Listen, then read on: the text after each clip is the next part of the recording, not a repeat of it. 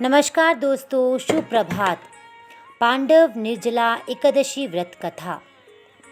एक बार महाराज युधिष्ठिर के छोटे भाई भीमसेन ने पांडवों के पितामह महान ऋषि श्री वेदव्यास जी से पूछा कि क्या एकादशी व्रत के सभी नियमों का पालन किए बिना आध्यात्मिक दुनिया में वापस जाना संभव है।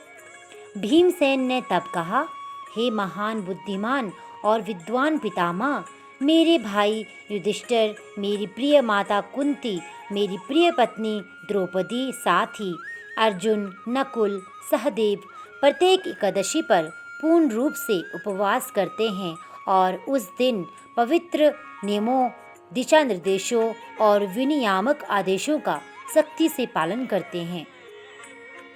बहुत धार्मिक होने के कारण वे हमेशा मुझसे कहते हैं कि मुझे भी उस दिन उपवास करना चाहिए।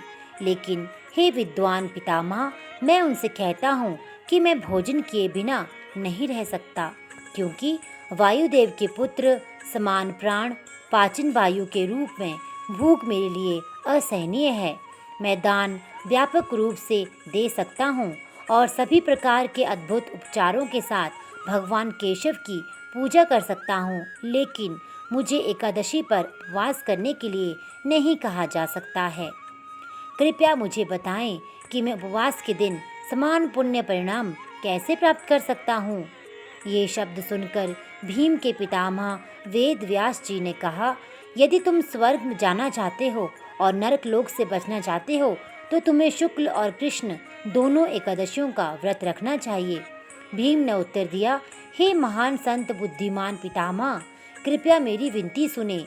हे मुनिश्रेष्ठ, चूंकि मैं एक दिन केवल एक भोजन करके जीवन नहीं रह सकता, इसलिए मैं पूर्ण उपवास करके कैसे जीवित रह सकता हूँ। मेरे पेट में वृक नामक एक विशेष अग्नि जलती है, जो पाचन की अग्नि है। अग्नि देवता भगवान विष्णु के ब्रह्मा से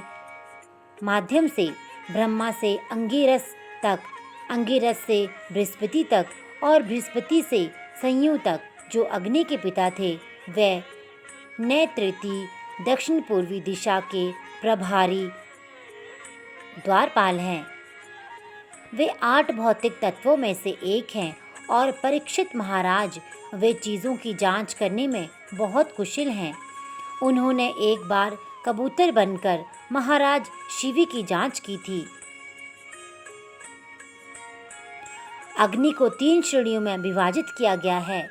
दावाग्नि, लकड़ी में आग, जठराग्नि, आग पेट में पाचन में, और वांग्नि, वह अग्नि जो गर्म और ठंडी धाराओं के मिलने पर कोहरा पैदा करती है, उदाहरण के लिए समुद्र में। पाचन की अग्नि का दूसरा नाम वृक्क है। यह वह शक्तिशाली अग्नि है जो भीम के पेट में निवास करती थी।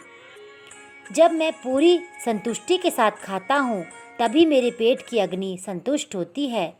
हे महान ऋषि, मैं संभवतः केवल एक बार ही उपवास कर पाऊँगा, इसलिए मैं आपसे विनती करता हूँ कि आप मुझे एक ऐसी एकादशी बताएं जो मेरे उपवास की योग्य हो, जिसमें अन्य सभी एकादशियाँ शामिल हों।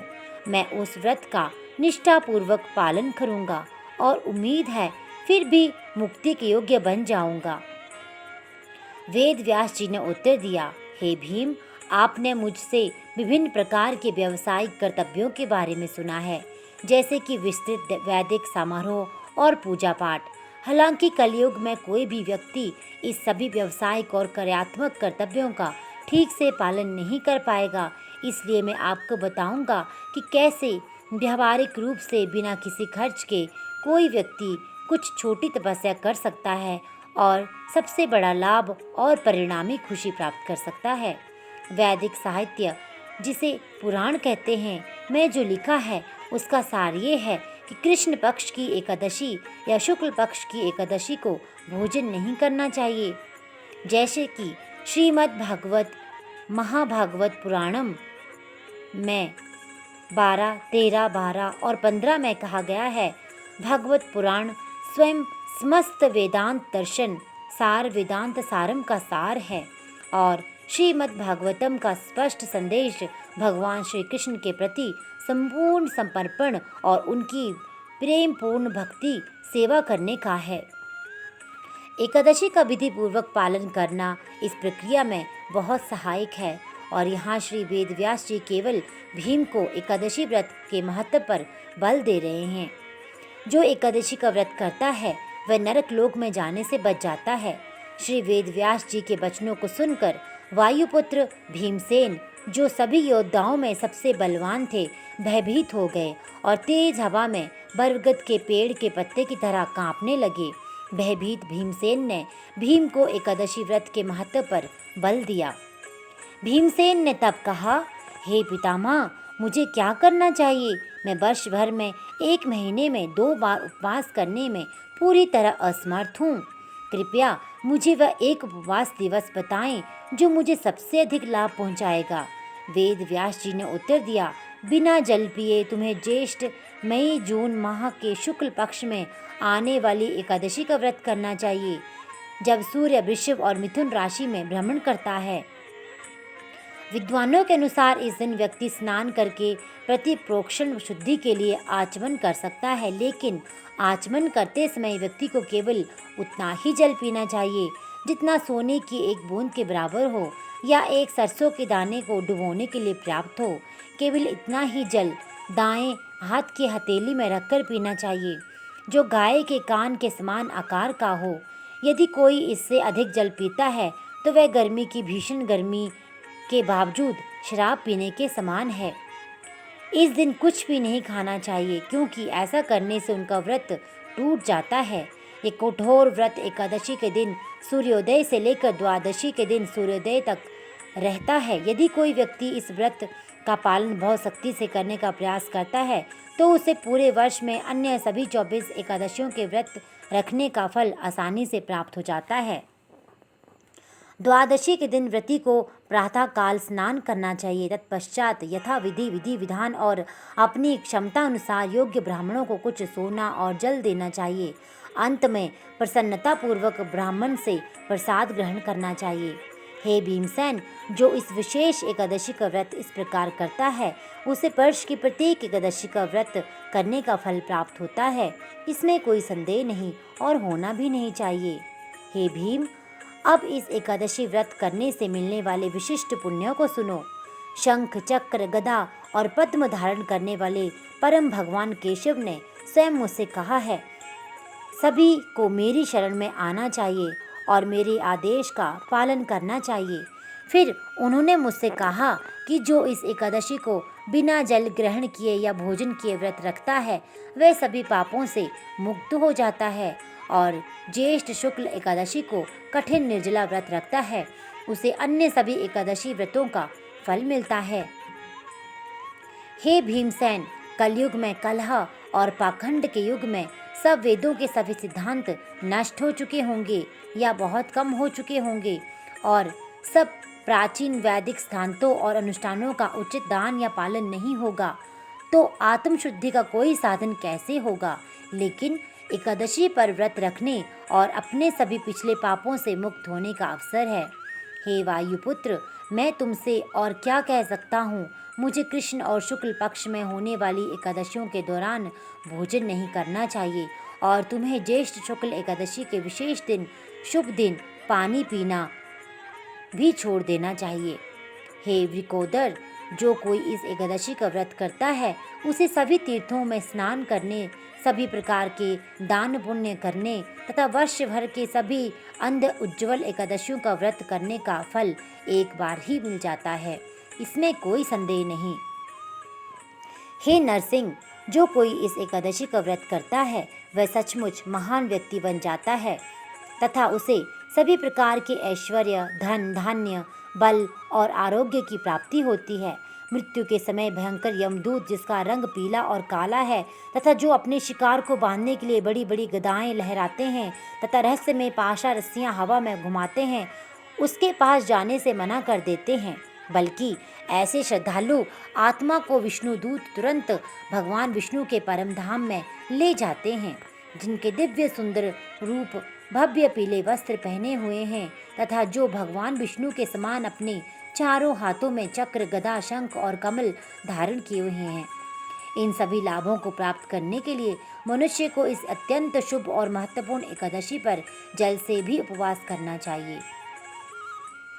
जब अन्य पांडवों ने ज्येष्ठ शुक्ल एकादशी के व्रत के बारे में सुना तो उन्होंने इसे ठीक उसी तरह अपने संकल्प लिया जैसा उनके दादा श्री वेद व्यास जी ने उनके भाई भीमसेन को समझाया था। सभी पांडवों ने कुछ भी खाने पीने से परहेज करके इसे व्रत किया और इस प्रकार इस दिन को पांडव निर्जला द्वादशी के नाम से भी जाना जाता है। श्री वेदव्यास जी ने आगे कहा है, हे भीमसेन, इसलिए तुम्हें अपने सभी पिछले पापों को दूर करने के लिए इस महत्वपूर्ण व्रत का पालन करना चाहिए। तुम्हें भगवान श्री कृष्ण ने इस प्रकार प्रार्थना करनी चाहिए और अपना संकल्प व्यक्त करना चाहिए। हे सभी देवों के स्वामी, हे भगवान, आज मैं बिना जल ग्रहण किए एकादशी का व्रत रखूंगा। हे अनंत देव, मैं अगले दिन द्वादशी को व्रत खोलूंगा। इसके बाद अपने सभी पापों को दूर करने के लिए भक्त को भगवान पर पूर्ण विश्वास और अपनी इंद्रियों पर पूर्ण नियंत्रण रखते हुए इस एकादशी व्रत का पालन करना चाहिए।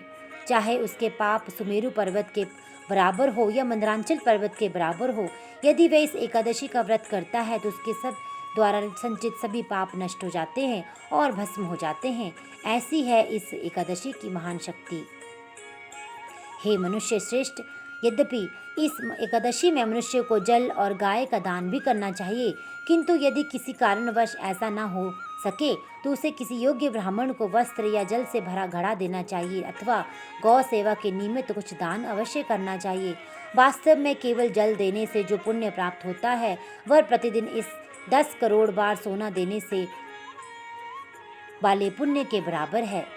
हे भीम, भगवान श्री कृष्ण ने कहा है कि जो कोई इस एकादशी का व्रत करता है उसे पवित्र स्नान करना चाहिए, किसी योग्य व्यक्ति को दान देना चाहिए, जप माला पर भगवान के पवित्र नामों का जाप करना चाहिए और किसी प्रकार का निर्दिष्ट यज्ञ करना चाहिए, क्योंकि इस दिन ये सब करने से व्यक्ति को अविनाशी फल प्राप्त होता है।